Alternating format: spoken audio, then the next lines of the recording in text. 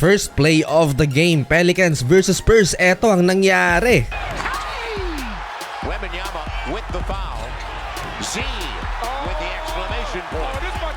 Poster dunk kaagad ang inabot ni Wembanyama kay Zion Williamson. Hindi syempre nagpatalo ang number 1 pick din ng San Antonio dahil nagdomina din si Victor Wembanyama at nasupalpal niya back-to-back in single possession si Zion. Eto pa, Wemby dunk mula sa assist ni Stephon Castle. And right after that possession, nasupalpal na naman ni Wemby si Zion. Low post nakalusot sa play na to si Zion Williamson. Layup naman ang ginawa niya kay Wembanyama. Dikit ng laban, Dylan Harper off the bench, 2 points sa first quarter. JP 3-pointer, 11 points, leading scorer ng Pelicans. Grabe yung improvement ng handles ni Wemby ngayong season. Hindi nga lang siya nakalusot sa depensang to ni Zion at ng rookie na si Jeremiah Fears. 32-27, San Antonio Spurs up by 5. Napakagaling mag-setup ng play nitong rookie ng Pelicans, ang 7th pick, 19 years old, Jeremiah Fears. Nakalusot sa mahigpit na depensa ni Wemby at Champagny. Eto naman, Victor Wembanyama, Eurostep, slam dunk.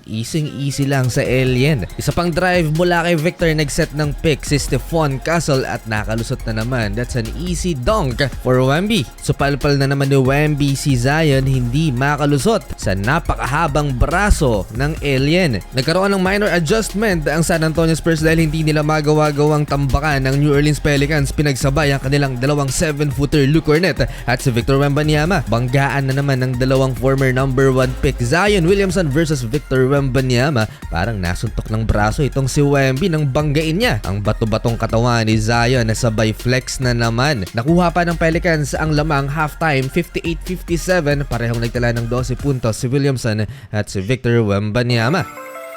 6 straight points to start the quarter for Victor Wembanyama. Alley-oop dunk mula sa assist ni Stephon Castle. At eto, alley-oop layup naman. May 6 na supalpal na rin ang alien at kakasimula pa lamang ng third quarter. Defensive breakdown ng Spurs, Zion with a dunk. At eto pa, Jordan Poole naman from the corner, 3-point basket. Baba ulit sa dalawang lamang ng Spurs, 67-65.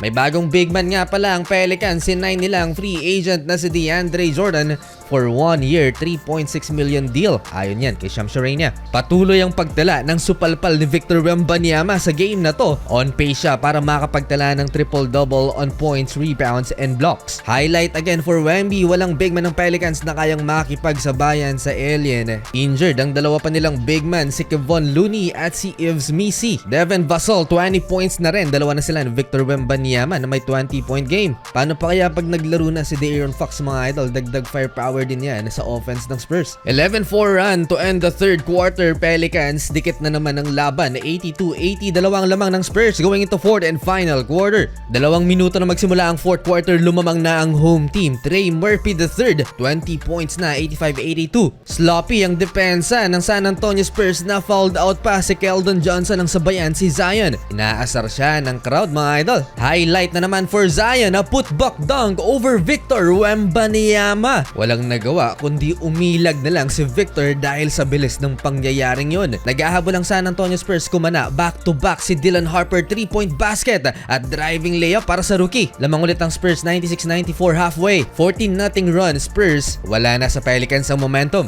Last 3 minutes na ng fourth quarter. Bato lang ng bato sa ilalim kay Victor Wembanyama. Alley-oop na naman at muli na namang na-foul ni Wemby si Zion na pang-apat na yan ni Wemby. Entering the final minute ng game clock, nagkasunod ang fast break points ng New Orleans Pelicans at naitabla sa 104 ang talaan. And for the lead, Zion Williamson, clutch. Pelicans up by 2. Spurs timeout. Tumira ng 3-pointer si Stephon Castle for the lead, 107-106. Nag-timeout ang Pelicans and again, na-foul na naman ni Victor Wembanyama si Zion Williamson for the 4th time.